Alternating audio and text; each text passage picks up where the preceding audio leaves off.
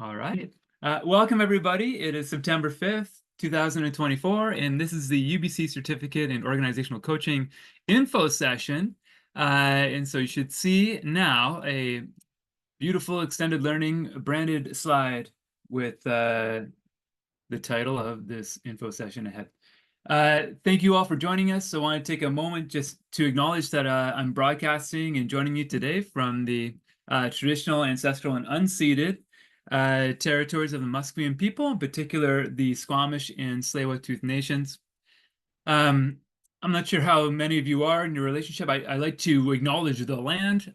In doing so, for me to be standing here right now, I also like to acknowledge all that has transpired on this land, those who have been here before me, all that has happened to enable me to have the privilege to quote unquote buy and participate in owning land. I was in Stanley Park this last week with my family on the weekend, and I can't ride through, and I can't actually even.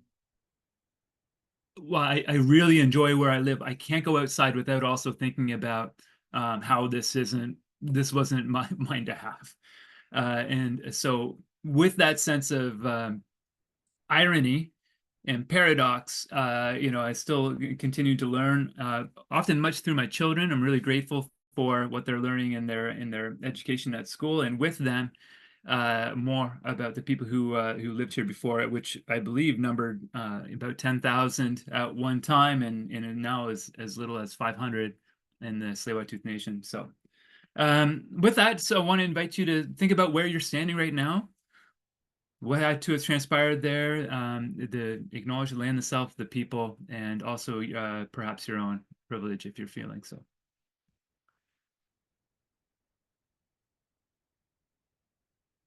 Okay. Well, everybody, we're going to be using some technology here today. So we're going to be using the annotation toolbar.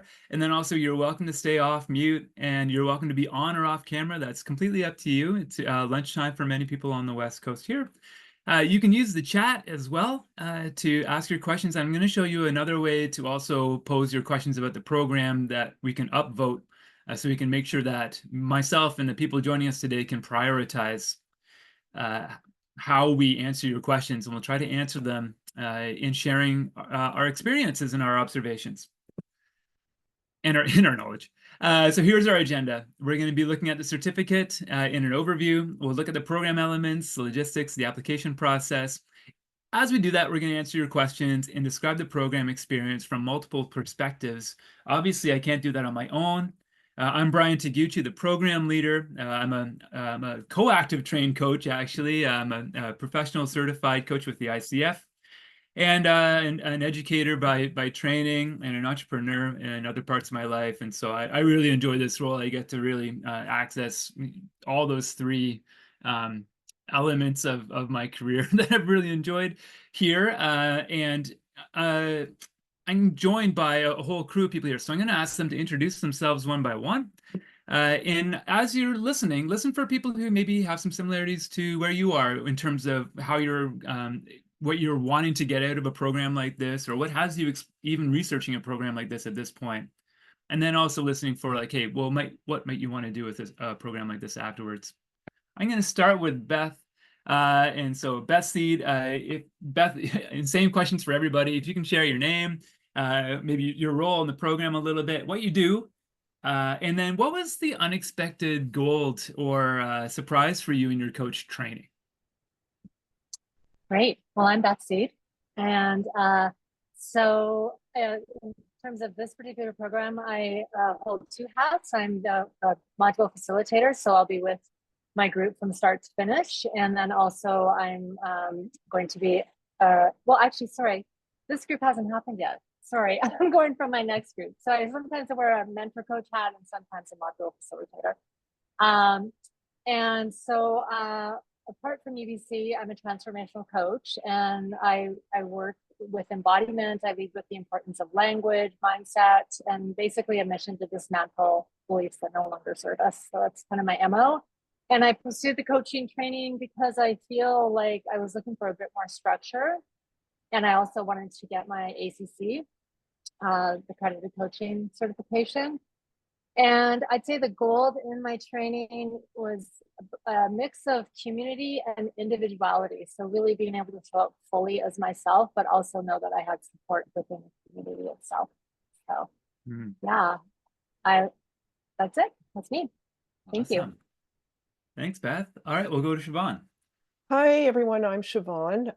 I'm here today as a resource as an alumni.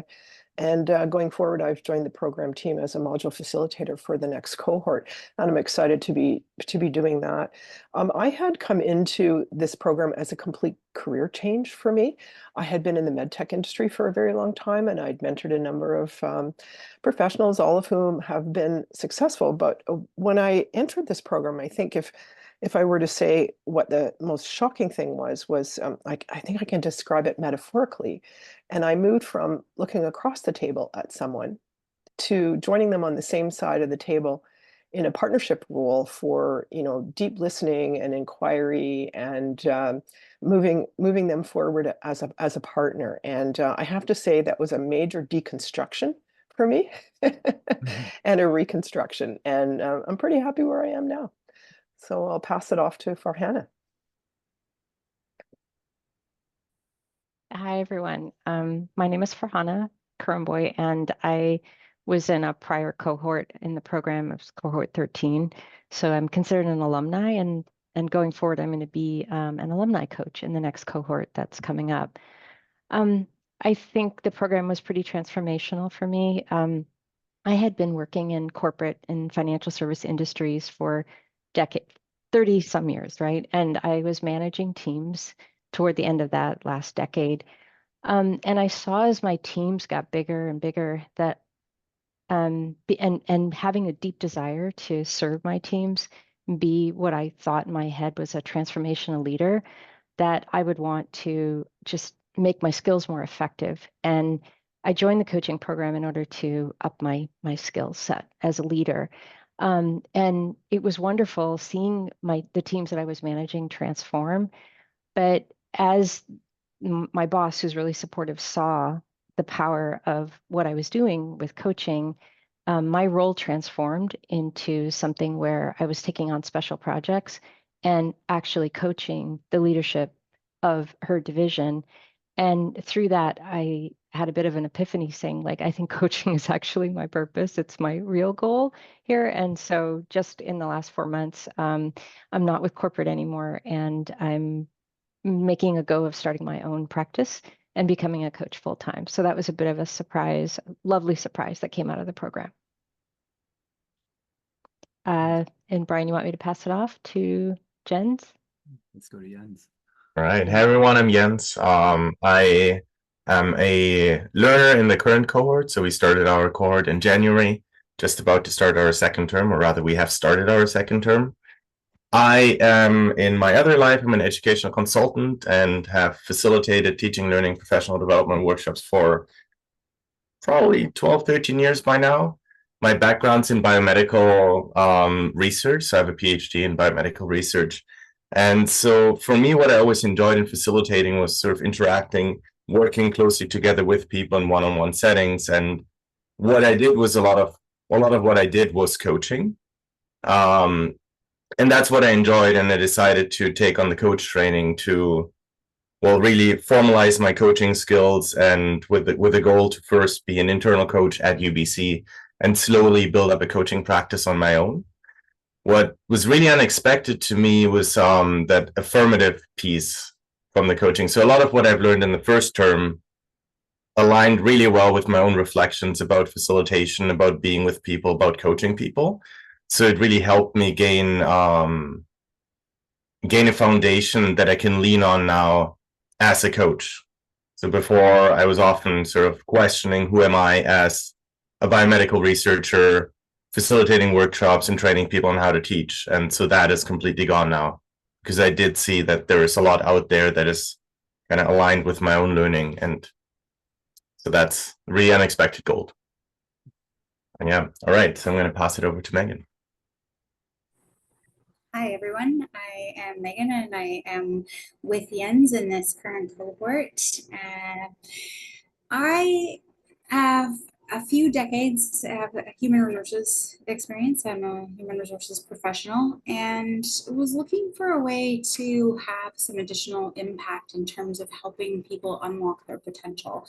So rather than just that focus on the corporate side, the rules, procedures, all of this sort of, yes, there's the mentoring, there's the telling people, directing, but the coaching piece, I felt like could add those additional tools and the ability to sort of branch out in a way that people were having their own realizations as I sat and partnered with them and had those conversations. So I've been pretty excited to explore that in this program.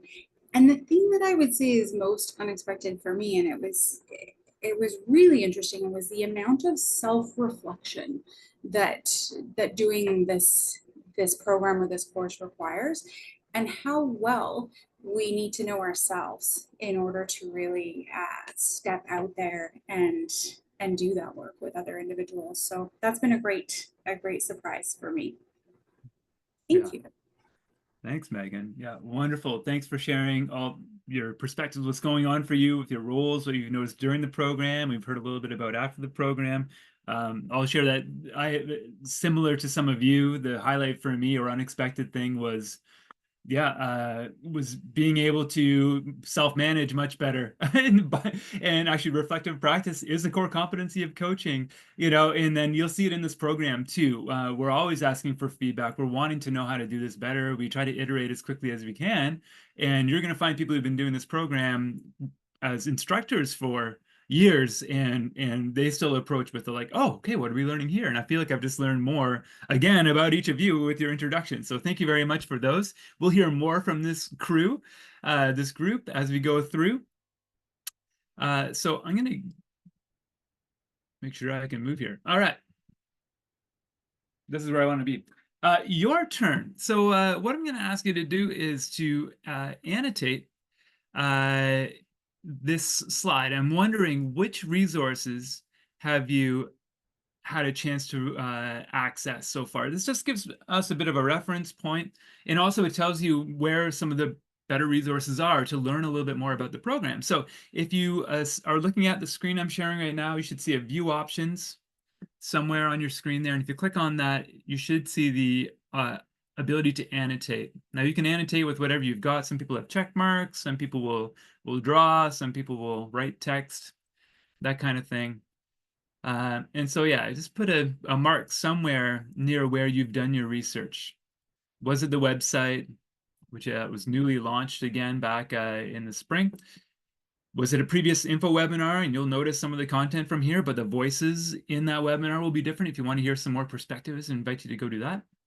The coaching handbook is pretty comprehensive. It gives you a sense of what you're signing up for. Cynthia, if you've had a chance to meet with her, it's her and I who work full-time.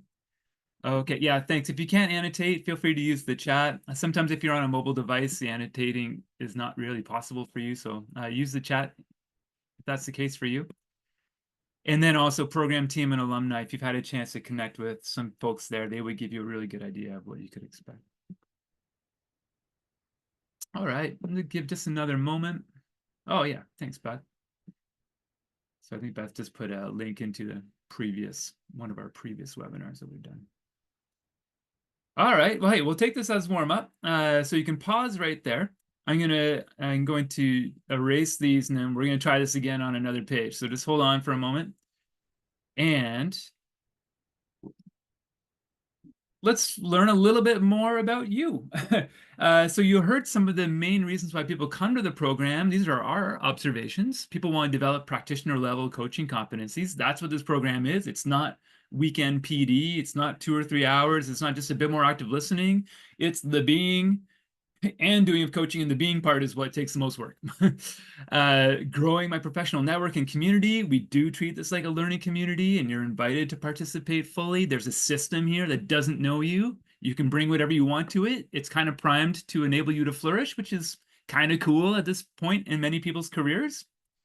Enhancing confidence as a leader and change maker. And then earning credibility as an ICF credentialed coach. That ICF credential is more and more recognized, and we see roles out there where people are wanting that level of training as well. Take a moment, feel free to annotate here or add on. Is there some other reason why you're pursuing this? And while you're doing that, I just want to see if there's any one of our alumni or program team members that want to add on to any other reasons why you pursued this that aren't in these big 4 buckets. Just open invitation.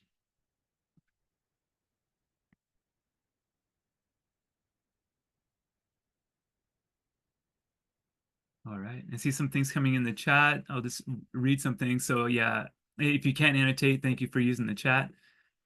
So yeah, potential add-on or alternative to conducting workplace investigations, earning credibility as an ICF coach.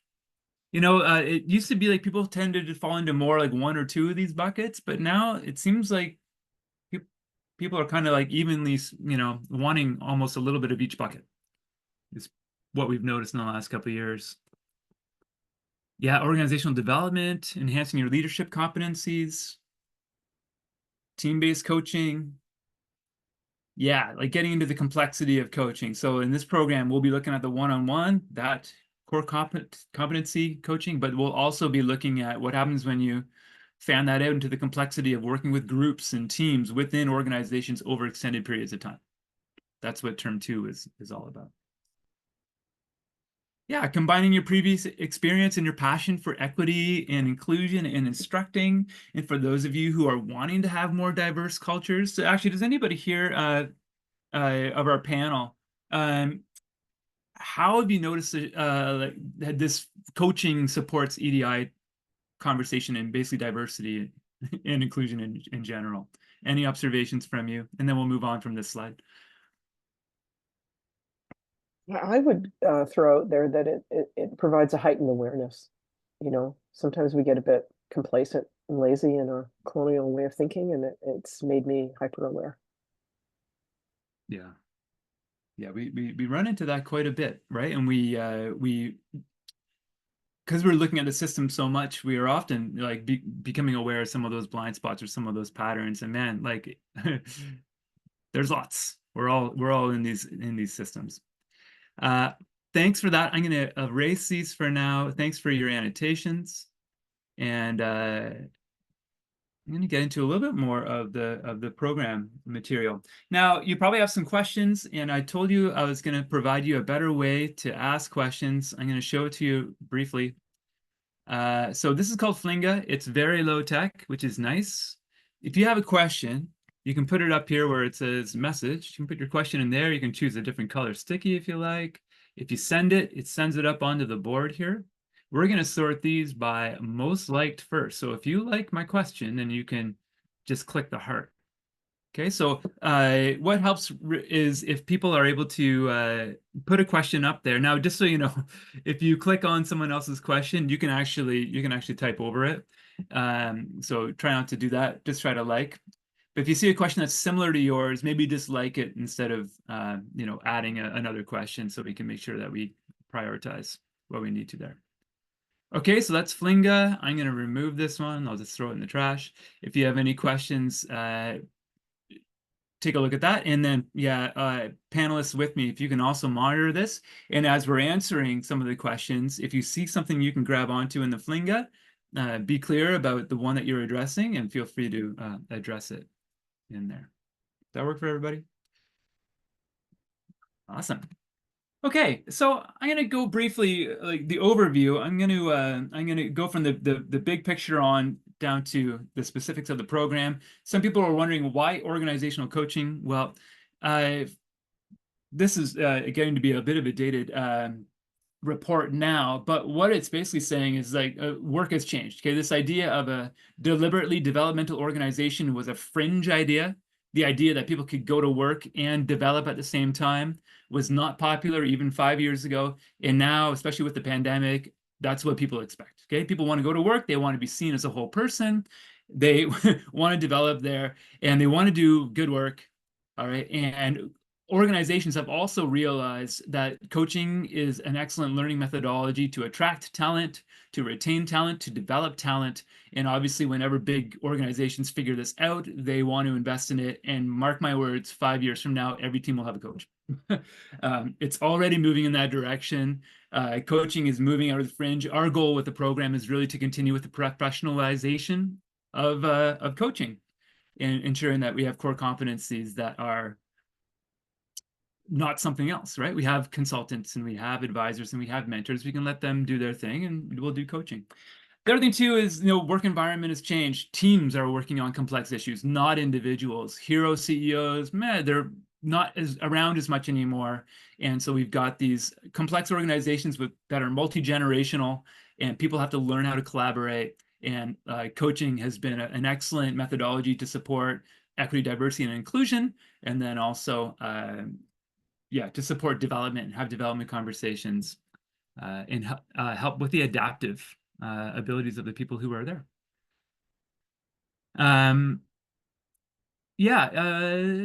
Camden, so I just see in the chat here, says, I think people don't need any certificate to be a coach. And I saw many people that they introduce themselves as a coach, but they don't have any certifications. So I'd like to know the difference between having a certificate and not having a certificate. Well, having a certificate in these days, compared to even 5 or 10 years ago, the International Coaching Federation is recognized as one of the world's largest bodies in certification. And if you come into the program, you'll see that there are competencies and you're gonna have to meet a competency level. And so people who now know about coaching, which is more common, are asking for those when they're looking out. So anybody can introduce themselves as a coach. Are you going to get coaching? We don't know. But if you're working with an ICF coach, then you know that there's a reference point and a benchmark for how they will be behaving, what code of ethics that they're responsible for, and all these things. The non-business argument for organizational coaching is really around this, like, societal change. I mean, we've gone through this pandemic thing. We've got wars happening in multiple parts of the planet. We have, again, our own our social issues and learning and opportunities, and these used to be led by single people, but now it's not. These are they're leaderless, and they're everywhere, right? Because people want change. People want things to adapt. We're having to collaborate. We're having to find new ways to relate with each other to get ahead of some of these really complex problems. And that also includes, obviously, the planet. It's not just we're all connected, and we can see the impact that we've had there. And whether we're trying to stay 6 feet apart or to be closer, what we've really noticed is we're really entangled, right? We are all part of this system. And so how do we open up the doors so that then we can communicate better and adapt while things are changing so quickly around us? I'm just going to stop here. And so anything come up from our panel here, just with these, any other reasons why you think organizational coaching is pertinent? Maybe we'll hear from one or two of you. Farhana.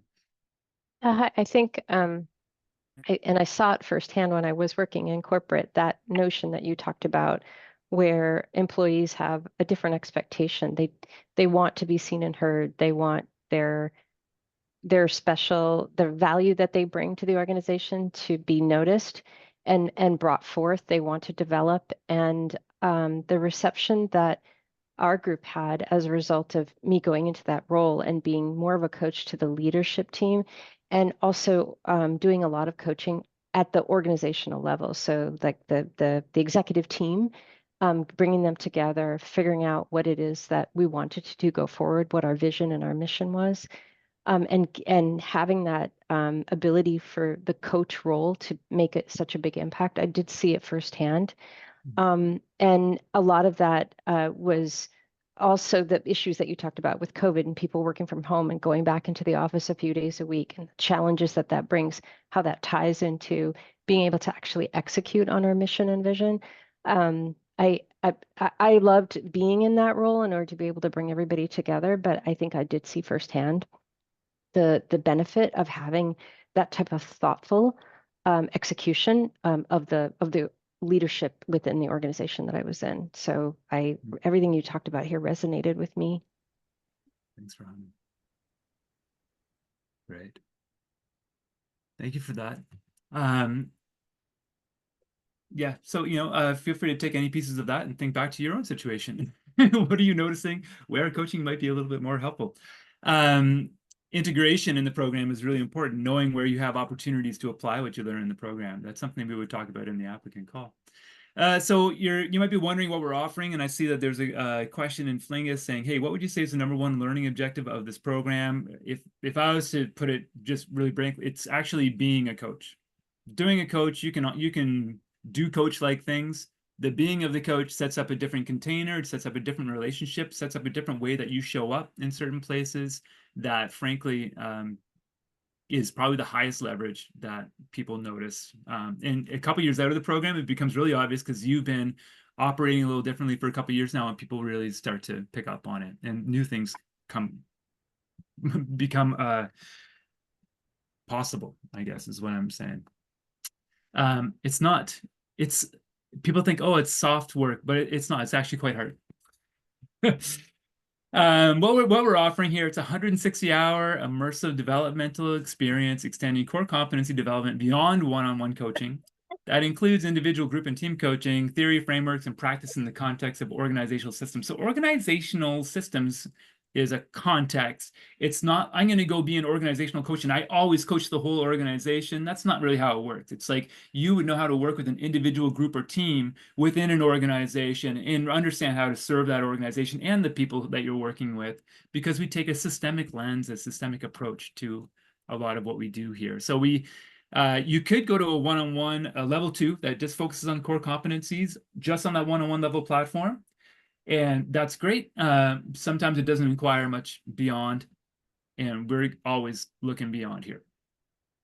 A versatile and practical training model. So yes, we introduce you to the FACE model. Again, you get a nice mix of evidence-based and experiential learning here. I'd say it's like 20-80. You got to be able to walk into an organization and say, hey, here's what we were thinking. And they were going to say, well, Brian, why would we do that instead of this? And you need that theoretical background to support, or some models to grab onto, because when you work in organizations, you need more structure and you need more processes. We use an equity, diversity, and inclusion lens. You'll see that woven throughout the program and the way that we aspire and try to interact with each other and with you. And again, we're a learning organization. We haven't got it all figured out. We've got our own blind spots. And so it's ongoing learning for us as well. We just invite you to come along with us.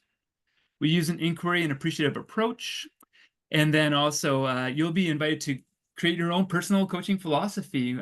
The goal is 48 people come into a cohort, and when they leave, there's 48 different philosophies. You're going to even work with mentor coaches and see many different styles and ways of demonstrating the competencies.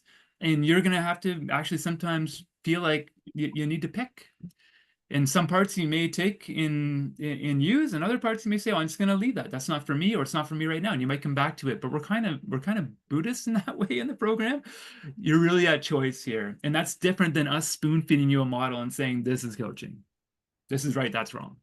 Okay. It's always, you're going to be the one who is going to figure that out. But don't worry. We've got a process and structure in place for you to do that. And of course, you'll be working with ICF credentialed folks all the way along. What it boils down to, what you walk away with: a certificate from UBC, a level 2 coach education, a letter of completion that allows you the fastest route to apply for accredited coach, associate certified coach or professional certified coach credential. And then you also meet the 60-hour requirement if you decide to pursue your advanced certification in team coaching, which would come after your initial credential.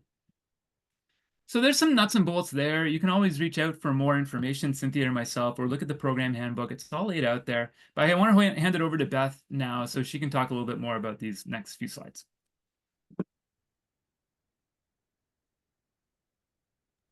Awesome. Thanks. I forgot to unmute. Yeah, so, who are we looking for? So one of the things that I think is such a beautiful example of diversity is who is attracted to this course. So we have people across varied roles, departments, across industries, We have professionals, experts in technology, education, doctors, entertainment, government, you know, just moms, dads, everything, right? So it really depends, entrepreneurs, counselors, it depends on what it is you're seeking. And I would say the common denominator, the common intersection is a commitment to lifelong learning and a service to others. So it's a desire to go through a learning experience where it itself is an intervention into your life. So this program will likely change you. I've been in the program, I was in cohort 8, and I've been on the faculty since this will be my 4th iteration of it. And it changes people every time, you know, so please be expected to have an experience that feels deep.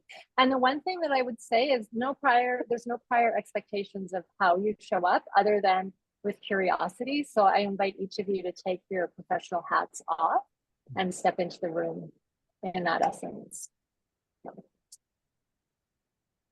Yeah. All right. So as we know, probably a lot of you have seen a slide like this before. So this is a past learner here. Success is going to look scrambly. It's not going to be from start to finish. You're going to find there's a lot of journey and a lot of value in the journey. Pardon me. You know, so again, I think there's an invitation here to be within the journey, especially the first couple modules, like Megan had mentioned. There's a lot of introspection, there's a lot of self-reflection, and that really is, you know, one of the core competencies of ICF coaching for sure. And we want to really be able to get that foundation from there. We can go ahead and put the next slide. Thank you. Okay, so what is organizational coaching? So as Brian said, you're going to all have your input around the definitions here, but for UBC, you know, we've come up with coaching inherently involves a relational process of learning that ultimately leads to change. And the purpose of the coaching relationship and related conversations is to support the individual, support the group, or the team client to enact change. So we're really going in looking for that transformation. So in this process, the coach can also experience a learning that results in change. I would say that's very true. As a coach, you're going to see a lot of change within yourself as well. So we're building on our lived experiences with UBC coaching services. There's a mutual learning in the methodology that we use. And together with our clients, we work systemically with the relational so that it impacts the operational. So it really is looking at the systems, breaking them down, and how do you as an individual show up in it, and what's your, you know, your role within that system.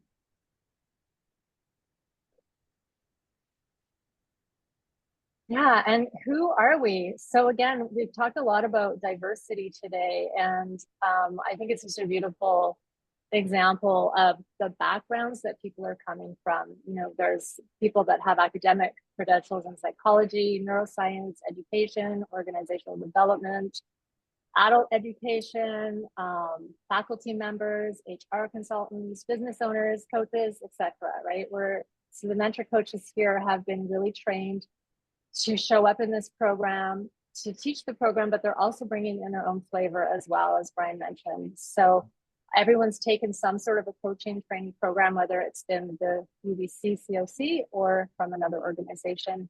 So I'm going to just reiterate that diversity is so important to us, is to have different styles and approaches, because all of you are different, and we want to make sure that you're meeting each of us, you know, where you're going to be able to have a learning environment for you.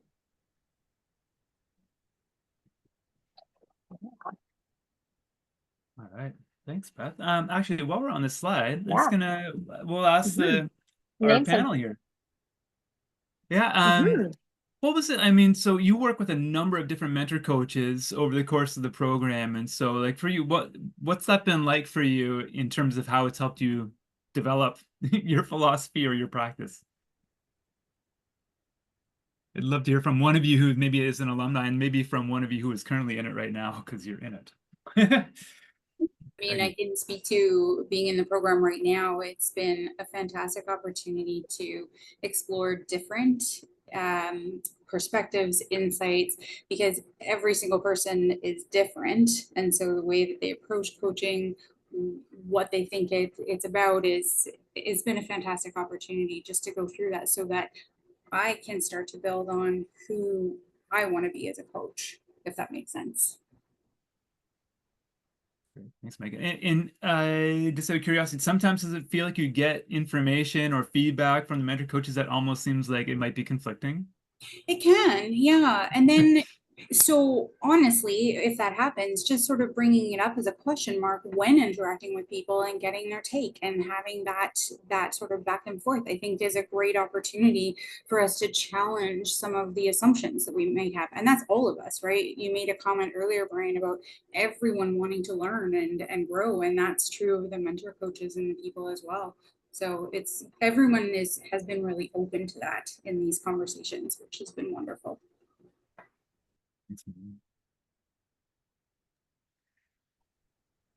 And Brian, I can jump in too. I mean, I was in the program a few cohorts ago, and there's 6 people in this picture that I worked with, and they served the role of mentor coach for me. And they all had slightly different styles, and their feedback on how I was coaching was different. And I think it was the collective. It's like the acquisition of all that great feedback and all of the various data points helped me to create a style of my own. And even one of them, I coached her. That was part of the exercise. I could choose to have her listen to me coaching or the other way around.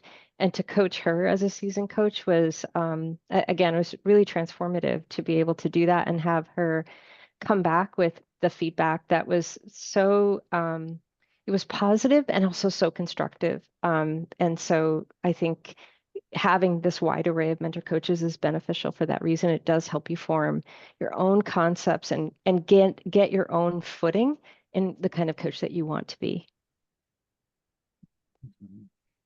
Great. I like it too. When we get together, we do have different styles, and it's kind of nice. We don't try to iron it out and make it all the same. And that's how we do diversity. We invite it within ourselves. We need to align on certain things to make the program work. Hey, someone's wondering here, just before I go any further, what's the difference between Coactive Coaching, Coactive Training Institute, and UBC? Someone's also wondering what's the difference between Royal Roads and UBC. So I'll make some distinctions. Coactive is their training. It's a level 2 as well. So is Royal Roads. So is ours. All level 2 with the International Coaching Federation. Ours is 160 hours. Royal Roads, their initial program is 125. And then Coactive, I think you start with 125, and then if you do their certificate program, then you have up to 200 hours actually. So it's a bit longer than ours. The main difference is you'll find that with an experiential program, the research is a little light, and then there's nothing supporting group and team coaching. Like you don't learn processes about what you can bring to group and team coaching in that way. And then with Royal Roads, again, focusing on that one-on-one coaching platform, they won't touch as much on group and team coaching either. It's a bit from what I've observed, some would say like a bit more intellectual because it's a bit more executive focus, which is a bit more up in the head. So slightly different styles. I mean, we have people who've done all of these programs and Integral and Erickson, and actually our mentor coaches represent those. So you'll get a little bit of all those programs within this program because we like those different elements of the different programs. We think it adds interest, and there's many different ways to do this. But yeah, what's right for you? I don't know. I needed Coactive Coaching. That's what I needed at the time. I actually worked with a couple different coaches to see what they were like so that I could get a sense of what kind of coach I wanted to be. So that's how I made the decision. And if I knew more about this program, I probably would have taken this program.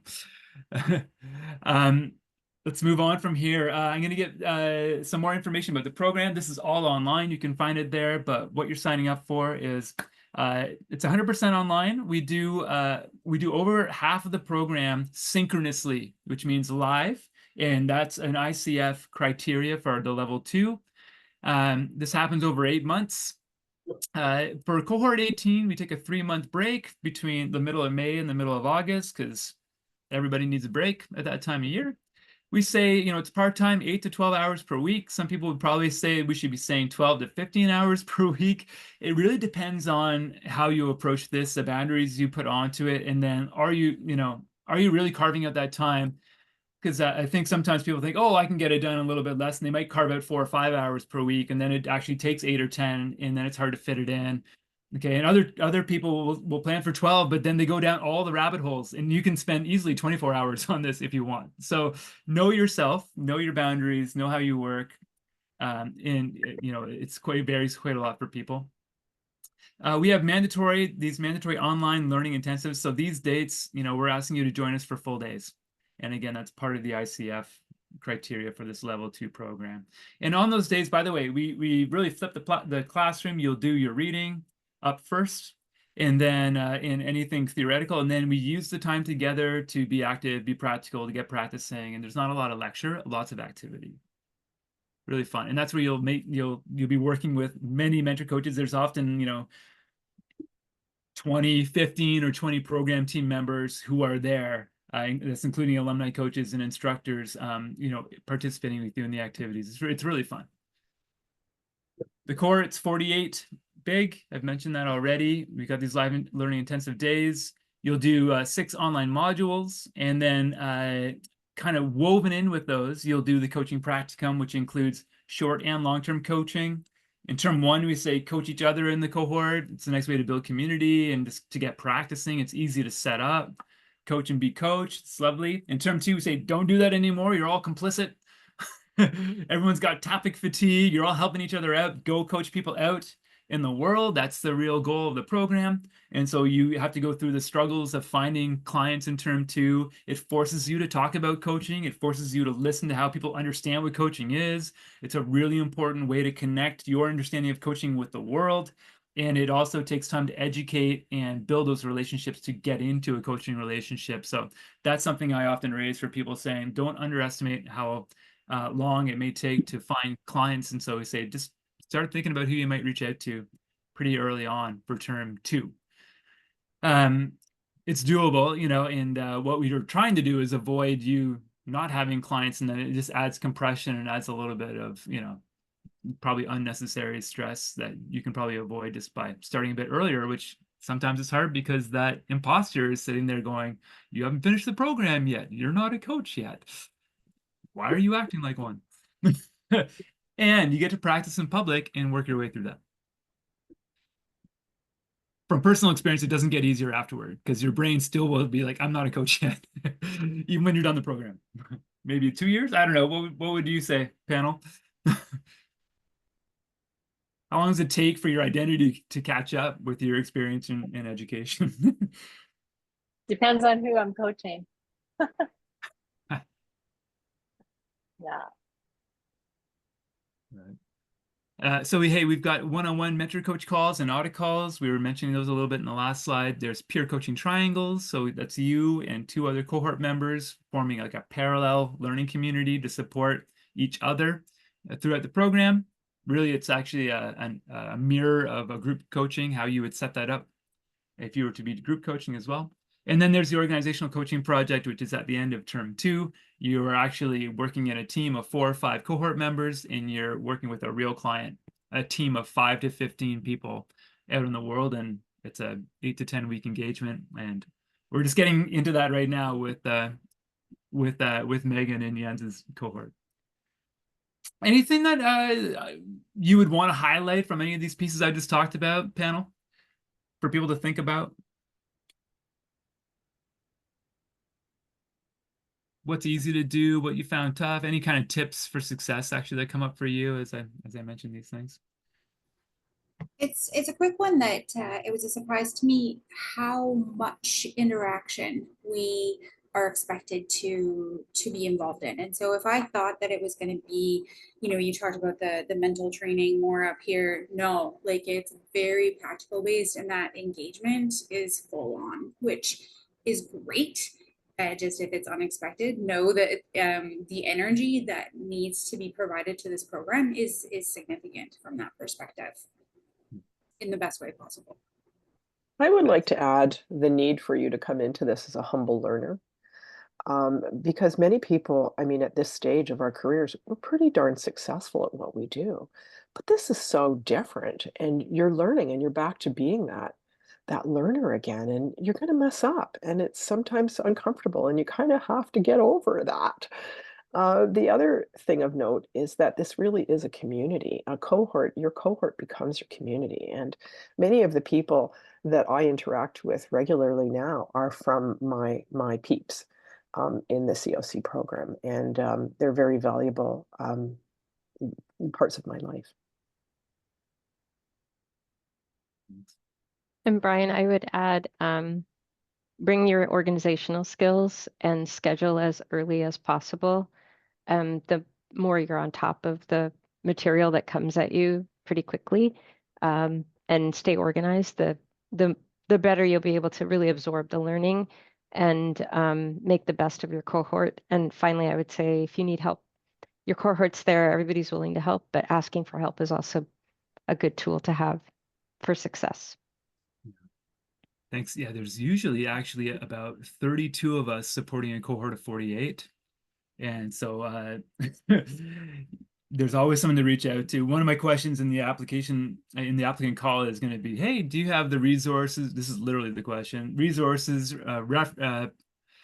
relationships and practices in place to support your mental coach, your mental health and well-being.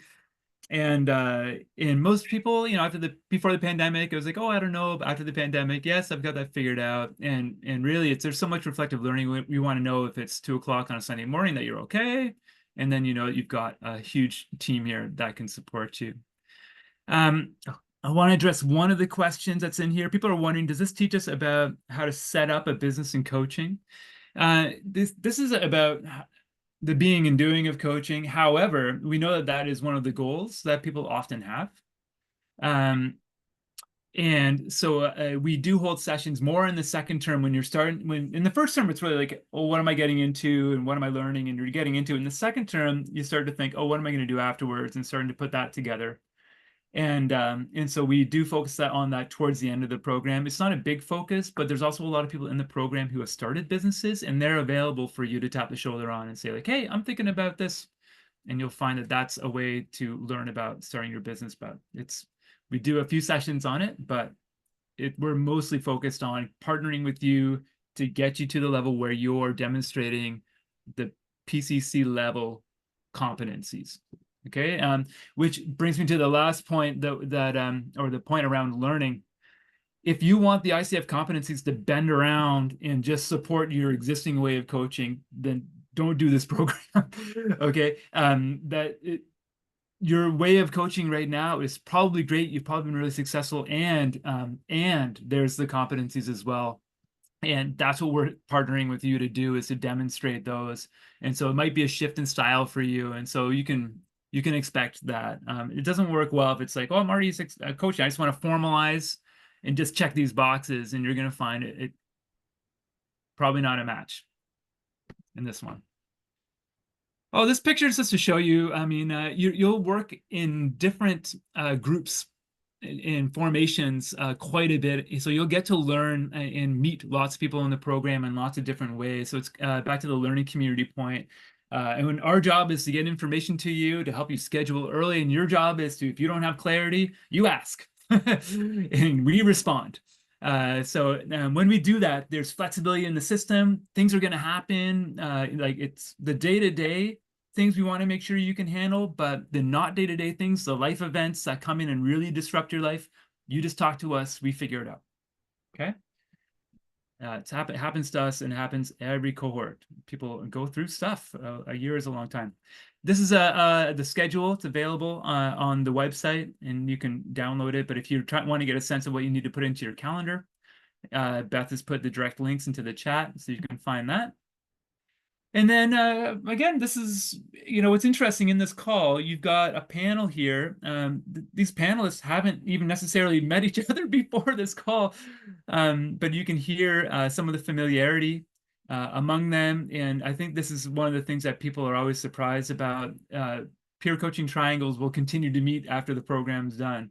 Organizational coaching project teams will continue sometimes to work with the client that they started with in the program, except you renegotiate in sometimes they get, they turn that into a paid engagement. These things happen. And I wanted to just talk about the possibilities and invite the panel to this one too. I can't speak to the percentage of graduates who secure employment because this isn't like a new graduate type program. Most people come into the program and they already have their own established practice. And often we get people who are physicians, or we have people who are clinical counselors, or people who are lawyers, and then we have people who are in organizations, or all levels of government, or paramilitary or military. And so people often are coming from, because we're asking you, to be 5, 10, 15 years in, are coming from an industry, and you'll find that people will usually pair that experience with coaching and where they want to be doing that. So that's a hard question to answer. Only an interesting fact, I had went to a reunion for cohort 8 about 2 years after they finished, and there was about 15, 16 people there. I was the only one who had the same job as they did. Everybody else had shifted positions or shifted companies or gone out on their own. That was interesting. So hey, program team, let's talk about what we've seen people do, or sorry, panel here, what's possible while you're in the program and beyond the program, just to give people a sense of what people do.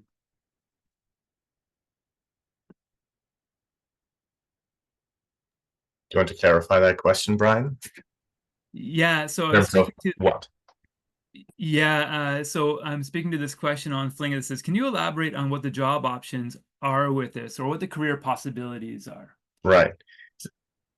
So I will say, from interacting with many of my peers, that I was surprised to see how many joined the program with the goal of leaving their current role and starting up a coaching business. That was not my goal for the program. So for me, it was more kind of adding to my current work and my skills, and kind of adding an additional level of responsibility at my institution. And this is surprisingly a common thing. People will come wanting to leave, and when they go through a program like this, they tend to show up. It's a bit of a leadership development program disguised as a coach training program.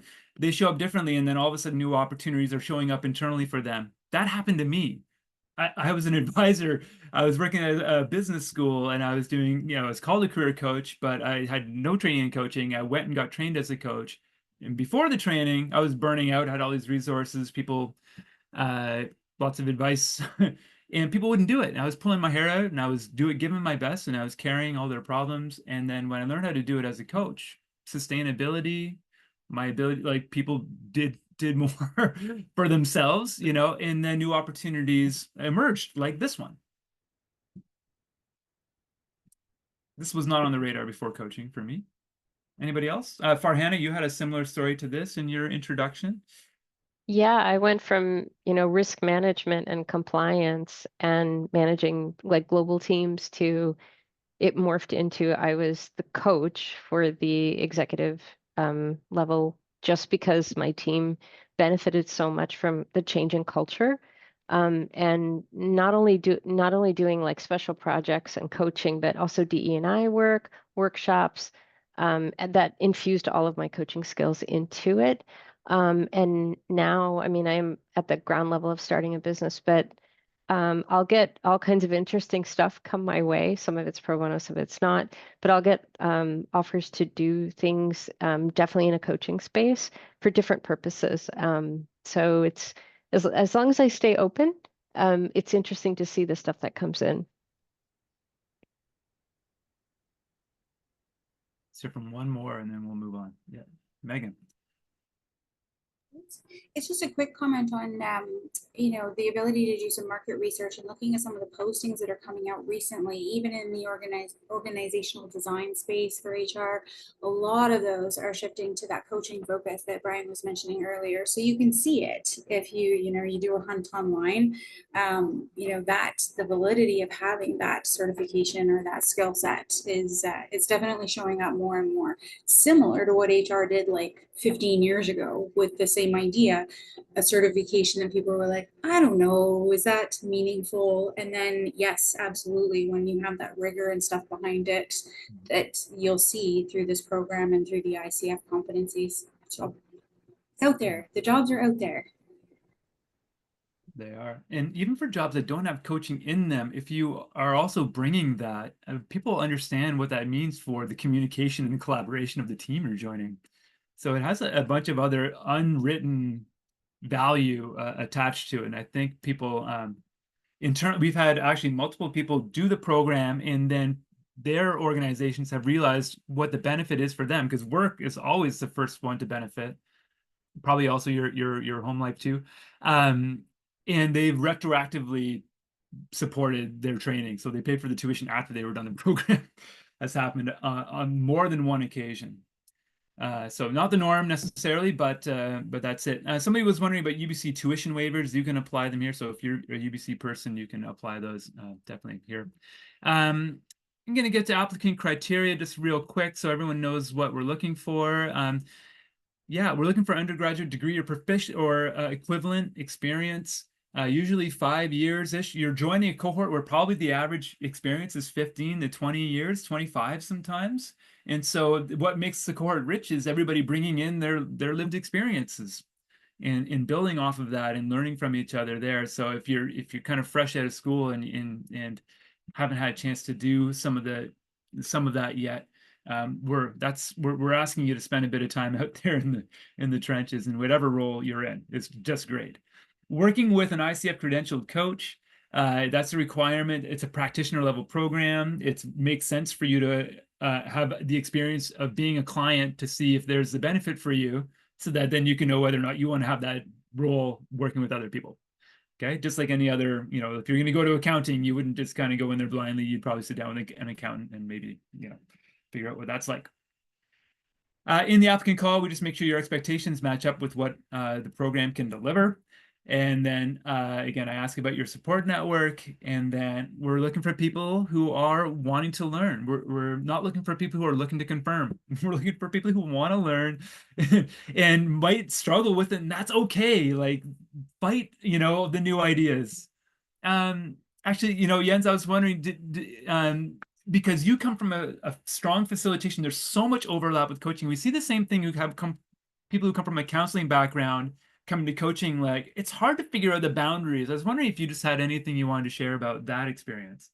I will say it's an ongoing piece of learning and unlearning. And that was my unexpected frustration with the program. And as Brian likes to say, on the very first day, everyone will have a frustration, and it's important because that's part of the unlearning, right? It's part of being open. It's part of learning is to let go of certain things. I'm still mentally working out on the differences, because I think facilitation is such a broad field that it ranges from coaching to content facilitation, which would be facilitative teaching.